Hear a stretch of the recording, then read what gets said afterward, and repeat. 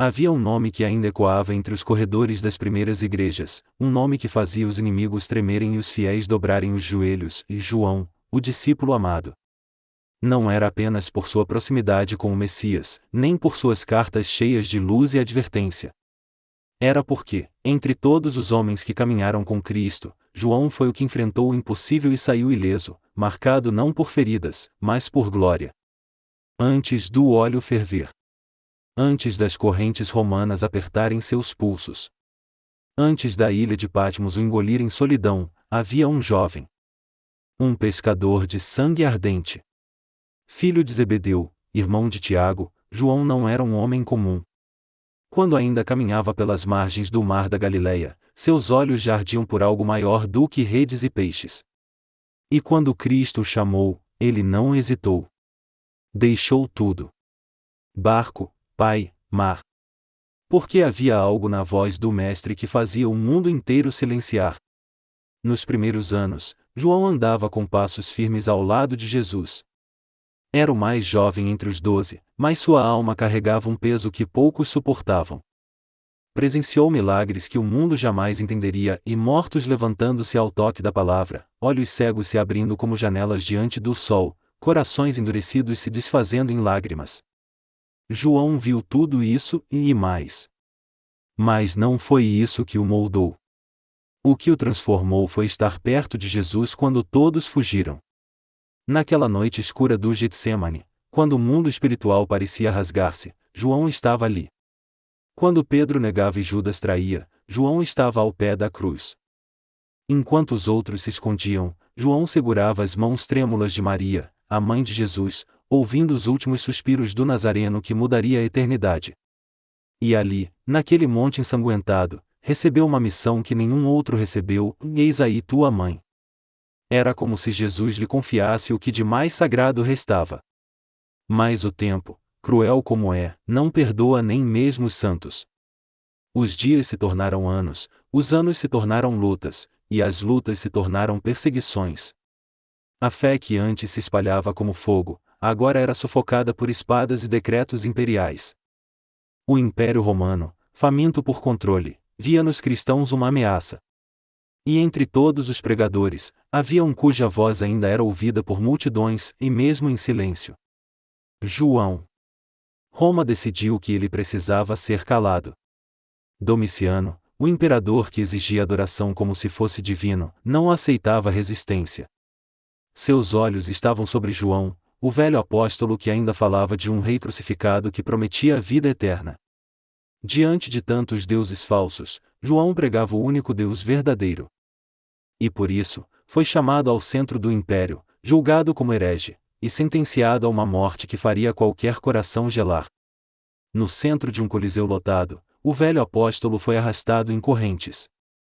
As multidões gritavam, famintas por espetáculo. Os soldados o empurravam, zombando de sua idade, de sua fé, de seu Cristo. Um caldeirão de óleo fervente foi preparado, e escuro, borbulhante, letal. Ali, diziam, ele conheceria o fim. Mas o céu ainda não havia falado. João foi lançado no óleo como se fosse carne para ser queimada. O cheiro do líquido fervente preenchia o ar. A multidão se calou. E então, silêncio. Nada.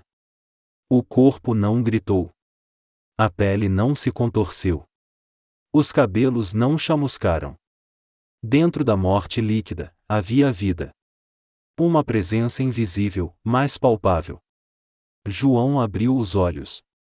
Respirava. E estava ileso. A multidão caiu de joelhos. Os soldados largaram suas lanças. O próprio imperador estremeceu. O fogo não o consumiu. O óleo não o tocou. Porque aquele homem não estava só. Como os 3 hebreus na fornalha ardente, João caminhava com alguém invisível ao lado. Alguém que já havia vencido o fogo, a cruz, o túmulo. Alguém que jamais o abandonaria. E então, por não ousarem tentar matá-lo outra vez, enviaram-no ao exílio. A ilha de Patmos, uma prisão isolada no meio do mar, onde as pedras são afiadas e os ventos cortam como lâminas. Ali, entre feras e rochas, João deveria morrer esquecido. Mas ele não morreu. Ele escreveu. Foi ali, em sua caverna solitária, que o céu se abriu como nunca antes. Vozes, trovões, trombetas. Um homem com olhos como fogo e pés como bronze ardente apareceu diante dele. E João caiu como morto. Mas foi erguido pela própria glória. E a pena que antes pescava homens agora desenhava o fim dos tempos. O Apocalipse não nasceu no conforto de uma sinagoga, mas na dor de um exílio. E aquele que Roma tentou apagar, escreveu as últimas palavras da revelação de Deus. João, o discípulo amado. João, o velho que não queimou. João, o exilado que viu o trono. No coração da perseguição, ele foi preservado. No auge da solidão, ele foi visitado. E quando os homens pensaram que o haviam silenciado, ele escreveu a profecia que ecoa até hoje, e eis que venho sem demora. E mesmo após tudo isso, sua voz continua a ecoar por gerações. Porque não foi apenas o óleo que o respeitou, foi o tempo que se curvou. E enquanto o império desmoronava em glória vã, João crescia como colosso invisível, fincado na rocha eterna. E por trás do véu da história, sua pena ainda escreve, e não mais em pergaminhos, mas na carne e no espírito de cada crente que ousa permanecer firme. Aqueles que o ouviram, mesmo em silêncio, sabiam que estavam diante de algo maior do que um homem. Estavam diante de uma chama que o mundo não conseguiu apagar. E hoje, quando lemos suas palavras, não estamos apenas ouvindo um antigo apóstolo. Estamos escutando aquele que enfrentou a morte de olhos abertos, e viu o céu em meio às labaredas. Quando o navio romano atracou nas rochas brutas de Patmos, os guardas sequer se deram ao trabalho de olhar para trás. Lançaram João como um fardo sobre a terra árida, acreditando que o velho finalmente encontraria seu fim. Para eles, aquela ilha era uma sentença. Para João, seria o início da revelação. Patmos não era apenas uma ilha, era o silêncio encarnado. Ventos cortavam como lâminas, e o mar urrava como se quisesse devorar os vivos. Não havia conforto, não havia abrigo, não havia templo. Mas ali, onde os homens viam desgraça, Deus preparava um santuário invisível. João, agora idoso, sem companheiros, sem alimento abundante, sem voz pública, era deixado à margem da história.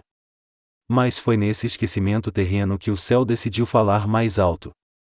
Aqueles dias eram de grande angústia para os seguidores de Cristo. O sangue dos santos regava o chão do império, e o medo assombrava a cada esquina. Pregadores desapareciam, igrejas se escondiam, e muitos começavam a duvidar. Onde estava Deus? Por que ele permitia tanto sofrimento?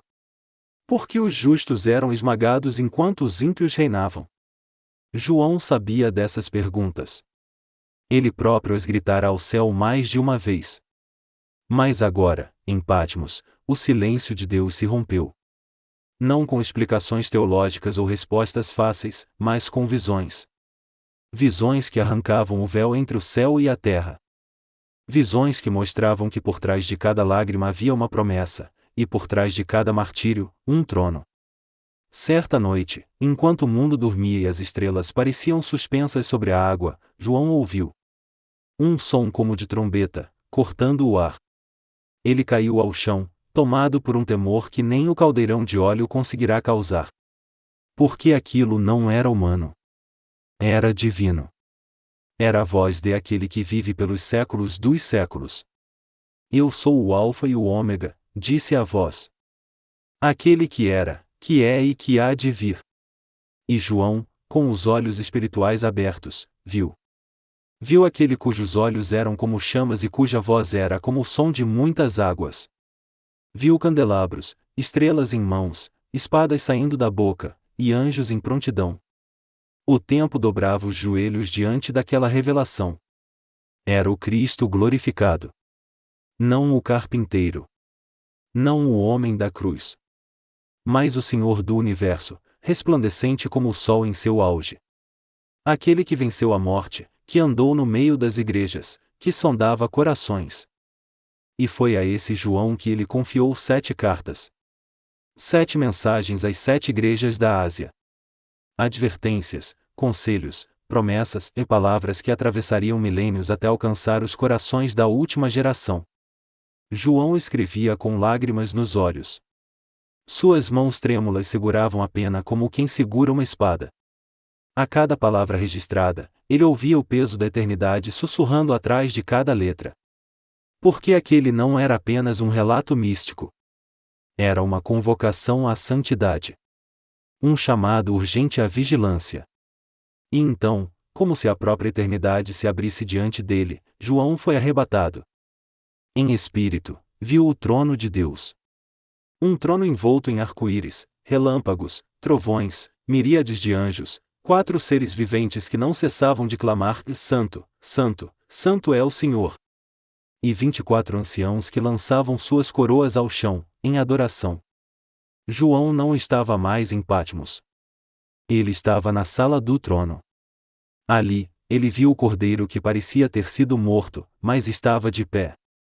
O único digno de abrir o livro selado com 7 selos. Quando o primeiro selo foi rompido, cavalos começaram a cavalgar sobre a terra. Vermelho, preto, branco, amarelo, e trazendo guerra, fome, peste e morte. João viu que ainda não acontecerá, mas já pulsava como verdade nos planos divinos. Cada selo quebrado era um grito de advertência. Cada trombeta soada, um aviso do céu. Cada taça derramada, um julgamento. E entre visões de catástrofes e terrores, havia um fio dourado: o povo de Deus seria preservado. Mesmo em meio ao caos, havia um selo sobre a testa dos servos fiéis.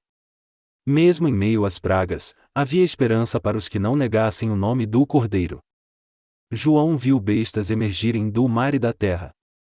Viu dragões. Viu Babilônia, a prostituta embriagada com o sangue dos mártires.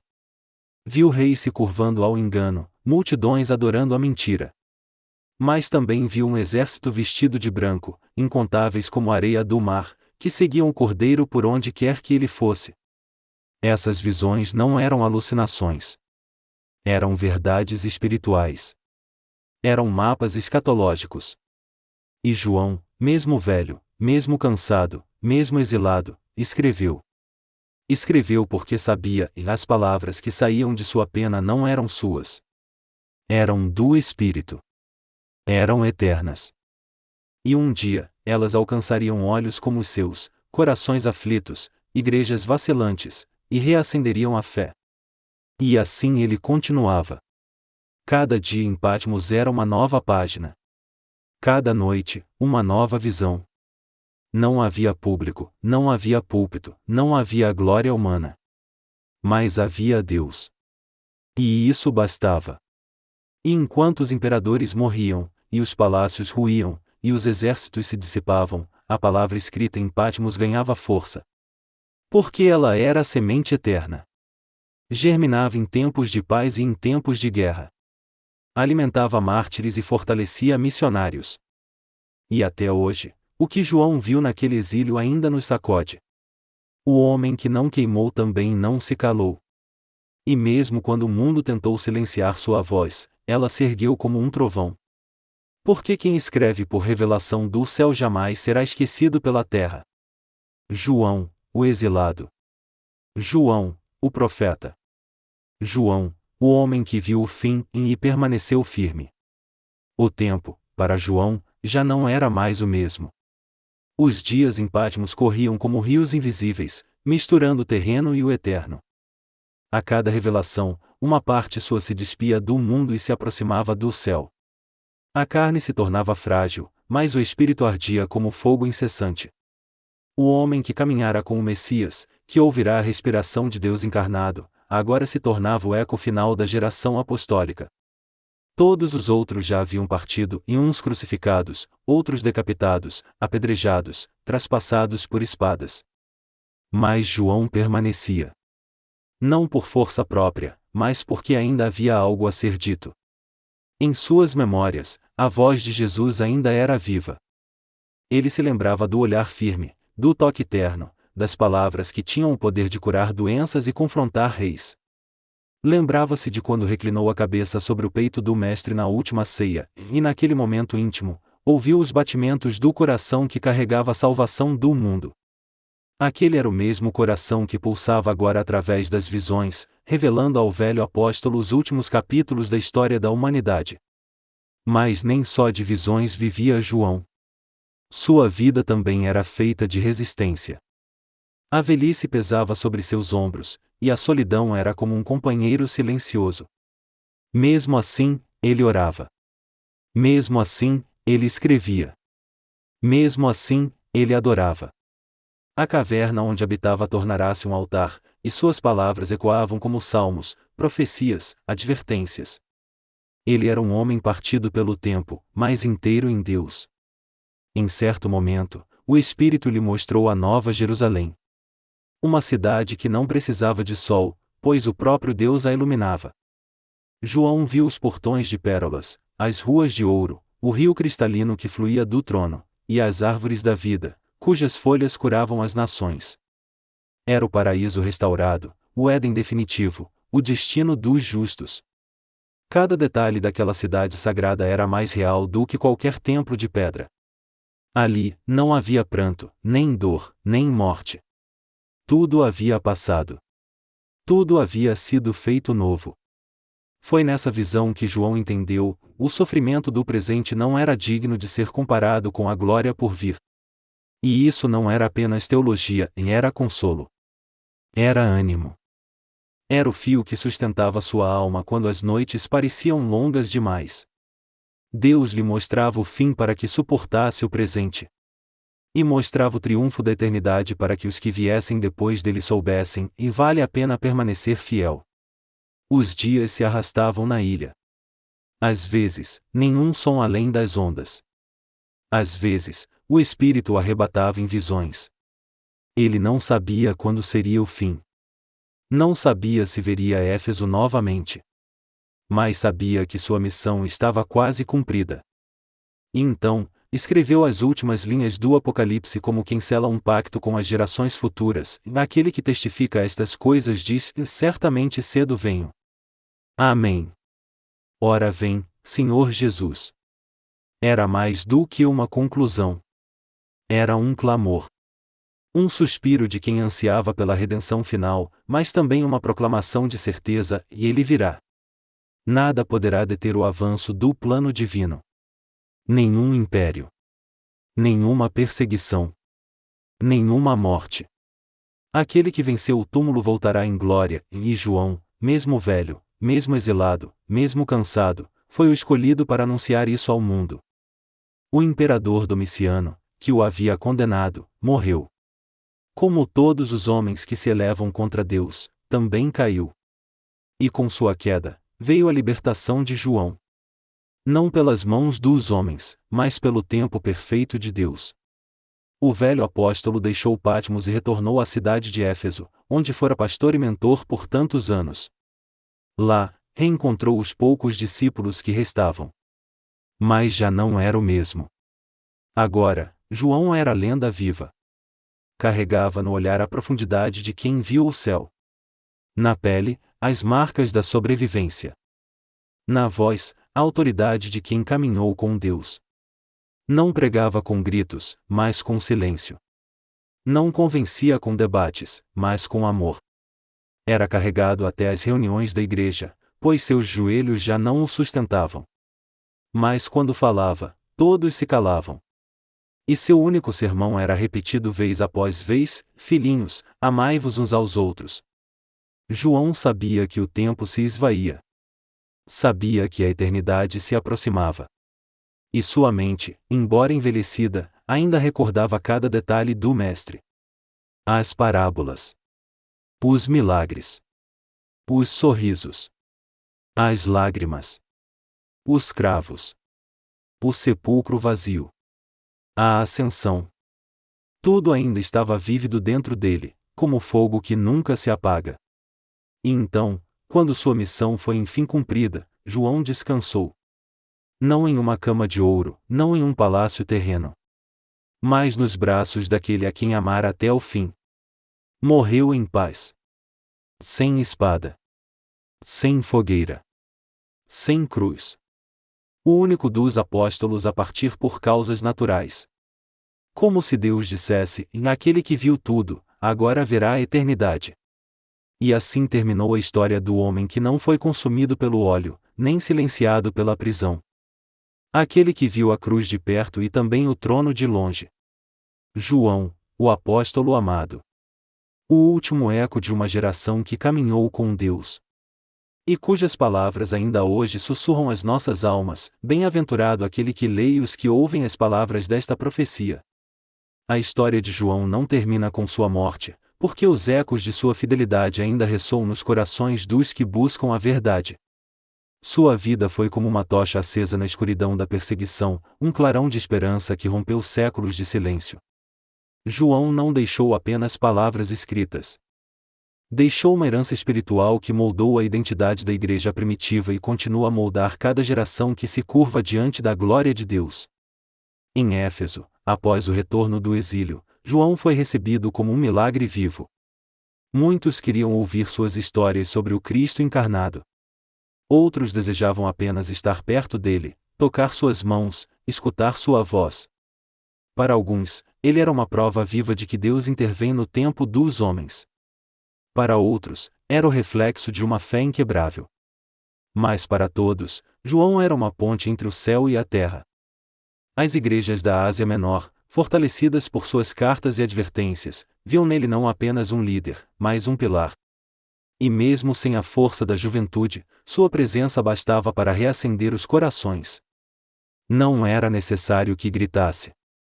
Um olhar, uma palavra sussurrada, um gesto de bênção, e todos sabiam que estavam diante de alguém que tinha visto o trono de Deus. João passou seus últimos dias pregando amor.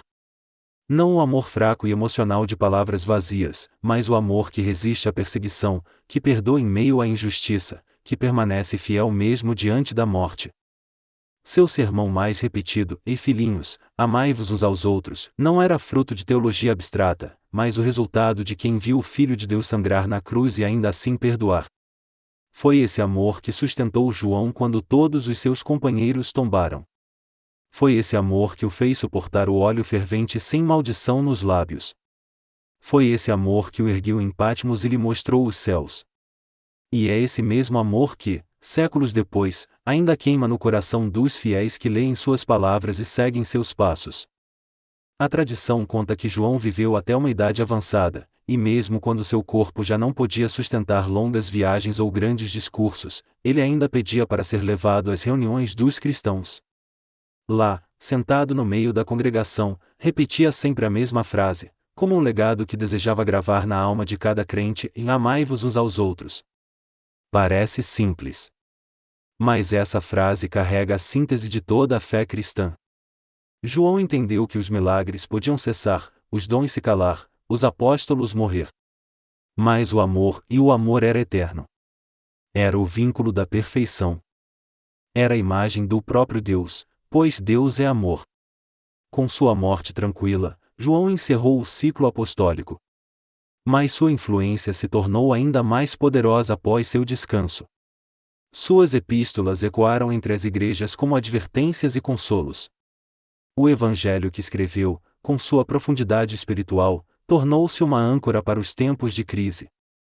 E o Apocalipse, o Apocalipse, tornou-se a luz no fim do túnel, a certeza de que, mesmo quando tudo parece perdido, o Cordeiro vence. Os cristãos perseguidos durante os séculos seguintes se agarraram às visões de João como a última fagulha de esperança.